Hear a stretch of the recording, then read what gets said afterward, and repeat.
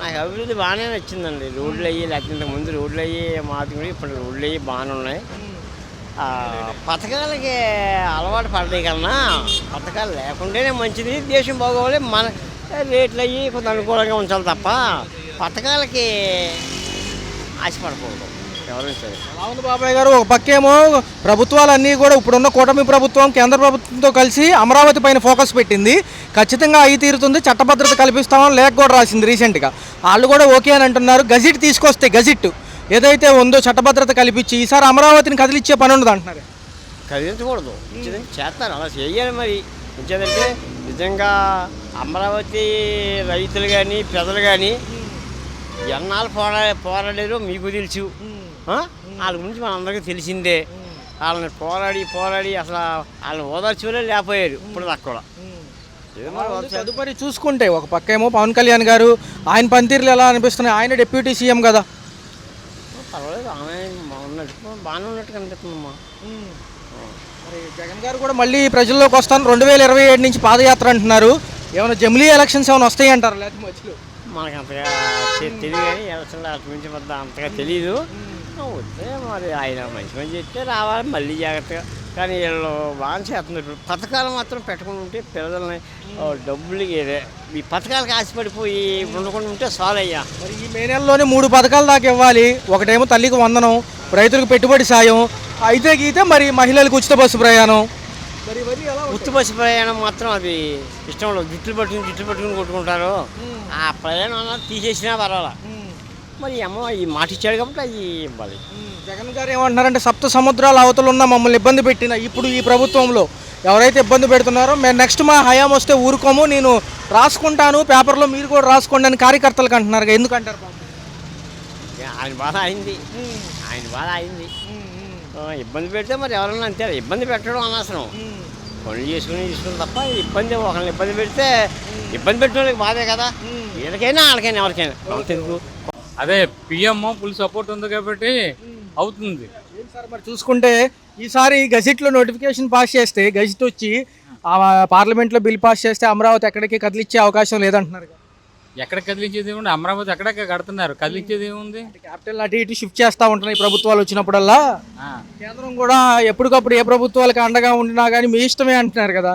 మోడీ గారు ఉన్నంత వరకు అదేం కదలదండి. మోడీ గారు కదిలితే అది కదులుతుంది. అది ఎలా ఉంది సార్? మరి జగన్ గారు ఏమో ఏంటి 2027 పాదయాత్ర అంటున్నారు, మళ్ళీ ప్రజల్లోకి వస్తారంటున్నారు. నమ్ముతారా ఈసారి?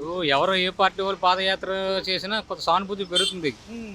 దాని గురించి ఆయన కూడా చేయాలనుకుంటున్నారు. అది మీరు వ్యవస్థలు నిర్వీర్యం అయిపోయాయి, మమ్మల్ని ఇబ్బంది పెట్టే నాయకులు సప్త సముద్రాల అవతల ఉన్నా వదిలిపెట్టమంటున్నారు. మొన్న ఎవరంటున్నారు మీటింగ్ లో ఈ జిల్లాల వారీగా జగన్మోహన్ రెడ్డి గారు ఏంటంటే రిటైర్డ్ అయిపోయినా వదలరంట. వాళ్ళు రిటైర్ అయిపోయాక వదలరంటే ఇప్పుడు మన సీఎం గారు కూడా, ప్రజెంట్ సీఎం గారు కూడా అలాగే అన్నారు, వడ్డీతో సహా తీర్చుకుంటాం అన్నారని కక్ష సాధింపు ఏం చేయరు. కాకపోతే అది ప్రూఫ్ అవ్వాలి. వాళ్ళు చేసిన తప్పులు ప్రూఫ్ అవుతే అప్పుడు తీసుకుంటారు, అంతే తప్ప అది వాళ్ళు ప్రూఫ్ అవ్వకపోతే వాళ్ళు ఏం చేయలేరు కదండి. సహజంగా ఎవరన్నా అంటారు, అనడం సహజం అది. కానీ వాళ్ళు చేసిన అక్కడ ప్రూఫ్ అవ్వాలి. ప్రూఫ్ అయితే అప్పుడు దాన్ని బట్టి తీసుకుంటారు. సంవత్సర పాలన దగ్గరలో ఉన్నాం సార్, జూన్ దాటితే సంవత్సరమే. ఇంకా ఎలా అనిపిస్తుంది? ఎలా అనిపిస్తుంది అంటే కొంతవరకు పర్లేదండి. ప్రజలు ఏమంటున్నారంటే ఇచ్చిన హామీల్లో ఒకటి కూడా నెరవేర్చలేదు, పథకాలు చెప్పారు ఇంతవరకు ఒకటి కూడా రాలేదు అంటున్నారు. మరి అమ్మఒడి ఇదిగో స్కూల్ తీసిన తర్వాత అంటున్నారు, ఈ నెల అంటున్నారు, వచ్చే నెల అంటున్నారు. దాన్ని ఇంప్లిమెంట్ చేసిన దాన్ని బట్టి ఉంటుంది. మాట ప్రకారం అయితే ఈ నెలలో వేయాలి సార్, ఎందుకంటే మే ఎండింగ్ కల్లా చెప్పున్నారు. తర్వాత ఏంటంటే అటెండెన్స్ దాన్ని సాగ్గా పెట్టారు, 75% అబవ్ ఉండాలంట పిల్లలకి. సరే అది పక్కన పెడితే రైతులకు పెట్టుబడి సాయం ఉంది. రేపు జూన్ దాటితే మళ్ళీ దుక్కులు దున్నులు ఆగస్టు నుంచి మొదలు పెడతారు. ఇందులో ఉచిత బస్సు ప్రయాణమే అసలు ఏమీ అజాపజా లేదు. మరి మహిళలకు 1500 ఇవ్వాలి, 18 ఏళ్ళు దాటిన వాళ్ళకి. ఇవన్నీ ఏమైపోయినాయి అంటే ఒకటి అమలు చేయాలనుకుంటున్నారు. అలాగే మీరు ఇంకోటి మర్చిపోయారు, ఉచిత బస్సు ప్రయాణం అన్నారు. అది కూడా ఇంతవరకు ఏమీ లేదుగా. గతంలో రాష్ట్రం అన్నారు, తర్వాత జిల్లాల వారీగా అన్నారు, ఇంకా నియోజకవర్గం వారీగా, లేకపోతే సందులు గొంతుల్లో పెడతారేమో అంటున్నారు. దాని మీద వాళ్ళు ప్రకటించడమే కానీ ఇంతవరకు అమల్లో ఏమీ రాలేదు. మరి అమల్లోకి వస్తే ఈయన మాట నిలబెట్టుకున్నారని ప్రజల్లో ఒక దాని మీద ఒక మంచి అభిప్రాయం ఏర్పడుతుంది. మళ్ళీ వచ్చే ఎలక్షన్లో రావడానికి అవకాశం ఉంటుంది. కేంద్రం మరి యుద్ధం బిజీలో ఉంది, ఇవన్నీ మరి కూలంకషంగా వింటుందంటారా? కూలంకషంగా అంటే ప్రజెంట్ సిచ్యువేషన్ అంటే పాక్కి మనకి అక్కడ వారు జరుగుతుంది కాబట్టి ప్రస్తుతం విన్నదో ఒకవేళ విన్నట్టు ఉన్నా పెడచెవినే పెడుతుంది. అంతే తప్ప ఇప్పుడు ఈ సిచ్యువేషన్లో వినదు. ఒకవేళ విన్నట్టు ఉన్నా అది అమలు కాదు. ఇవన్నీ వాళ్ళ ప్రాబ్లమ్స్ సాల్వ్ అయిన తర్వాత ఇప్పుడు మొన్న మోడీ గారు వచ్చారు 2వ తారీఖుని, ఆయన హామీలు ఇచ్చారు, తప్పకుండా సహాయం చేస్తానన్నారు, ప్రకటించారు. అలాగే ఇప్పుడు ఆయన సానుకూలంగా ఉన్న తర్వాత ఆయన హామీలు ఇస్తారో దాన్ని బట్టి డెవలప్ అవుతుంది. 4 ఏళ్లలో మినిమం తొలిదశ పనులు ఒక 40% పూర్తి చేస్తామంటున్నారు. దాంతోపాటు మిగతా అనేక అంశాలు కూడా కొలిక్కి వస్తాయి అంటున్నారు కదా. ఏదైతే ఉందో మన పోలవరం కూడా కొలిక్కి రావచ్చు అంటున్నారు. ఇవన్నీ అవుతాయా లేదా ఎలక్షన్స్ వచ్చేస్తాయి అంటారు? అవుతాయండి. అంటే కేంద్రం ఇచ్చేదాన్ని బట్టి, తర్వాత పని చేసే పని వాళ్ళని బట్టి ఆధారపడి ఉంటుంది. ఇప్పుడు ఒక ఇంజనీర్ ఉన్నాడు అనుకోండి, ఆయన టైం ప్రకారం కాకుండా ఇంకా కష్టపడి ఎక్కువ వార్ టైం చేసి పేరు తెచ్చుకోవాలని పని చేస్తాడు. పని చేసే వాళ్ళని కూడా బట్టి ఉంటుంది. ప్రభుత్వం ఇచ్చే ఫండే కాదు, పని చేసే వర్కర్ని బట్టి కూడా ఉంటుంది. వర్కర్లు తర్వాత అధికారులు వాళ్ళు చేసే పనిని బట్టి కూడా ఆధారపడి ఉంటుంది. ఎలా ఉంటుంది సార్ 4 ఏళ్ళు ఎలా ఉండబోతుంది? పవన్ కళ్యాణ్ గారు ఉప ముఖ్యమంత్రి, లోకేష్ గారు ఎక్కువ అన్నీ చూస్తున్నట్టున్నారు. చంద్రబాబు నాయుడు గారు 75 సంవత్సరాల వయసు వచ్చింది కాబట్టి మిగతా అన్ని ఆయన కనుచూపుల్లోనే ఉంటాయి అంటున్నారు. అవునండి, ఉంటున్నాయి, ప్రస్తుతానికి ఉంటున్నాయి. ఇక రాబోయే కాలంలో కూడా ఉండాలని కోరుకుంటున్నారు కొంతమంది. అదండి బంధు. ఓకేనా? అంతా చూసుకుంటే యుద్ధం ముగిస్తే మిగతా అన్ని అంశాలు కొలిక్కి వచ్చినట్టేనంటారా రాష్ట్రంలో? యుద్ధం కొలిక్కి వస్తే రాష్ట్రంలో చాలా వరకు కొలిక్కి వచ్చినట్టేనండి. కాకపోతే సీఎం గారు ఇచ్చిన హామీలు నిలబెట్టుకోవాలా, నిలబెట్టుకుంటే మాట నిలబెట్టుకున్నారని ప్రజల్లో ఒక మంచి అభిప్రాయం ఏర్పడుతుంది. వచ్చే ఎలక్షన్లో కూడా రావడానికి ఆయనకి అవకాశం ఉంటుంది. కడతారా? ఎందుకంటే ఎకరం 20 కోట్లేమో అమరావతి, అటుశాఖ వైజాగ్లో 99 పైసలకి ఎకరం పోయి కంపెనీలకు అంటున్నారు కాబట్టి ఈ వార్తలు వస్తున్నాయి. ఎక్కువ శాతం 20 కోట్లు పెట్టుకునే సామర్థ్యం ఇక్కడ ఉందా? ఉందండి. ఇప్పుడు రాజు తలుచుకుంటే దెబ్బలకు కొద్దిగా ఉన్న ఒక సామెతను చూసారు. అలాగా వాళ్ళు తలుచుకుంటే ఎంతన్నా పెట్టుకుంటారు. కాకపోతే ఎంత ఇచ్చారో అన్నది కాదు, అది కరెక్ట్గా రైతుకి వెళ్తుందా లేదో చూసుకోవాలి.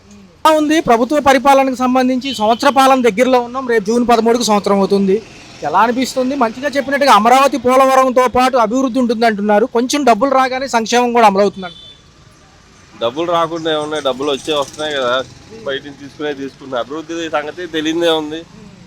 వాళ్ళు సూపర్ 6 అని చెప్పారు. సూపర్ 6లో వచ్చిందే ఉందన్న, అది మీకు తెలుసుగా. సూపర్ 6 కొద్ది కష్టంగానే అనిపిస్తుంది. జనం కూడా కొంచెం అనుమానాలే పెట్టుకున్నప్పటికీ మరి ప్రభుత్వంలో 3 ఉన్నారు, హామీలు ఇచ్చున్నారు, ఖచ్చితంగా జరిగి తీరుతాయి అంటున్నారు. నమ్మొచ్చా?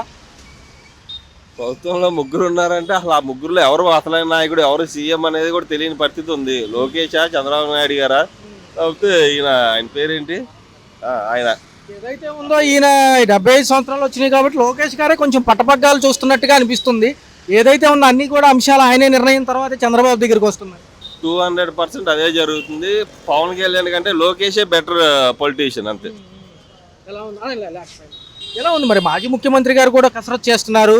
పార్టీ కార్యకర్తలకు దిశానిర్దేశం చేసి 2027 పాదయాత్ర అంటున్నారు.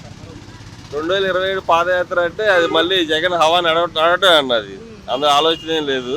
కానీ ఈ గడిచిన 1 year అయిపోయింది ఆల్మోస్ట్. ఇంకో 2 yearsలో ఇలా చేయగలిగితే వీళ్ళకి అవకాశం ఉంటుంది. మళ్ళీ ప్రభుత్వ సంస్థల్ని అప్పులు పాలు చేస్తున్నారు. వీళ్ళు రాగానే 1,00,000 కోట్ల పైన అప్పు జరిగింది 3 నెలల్లోనే.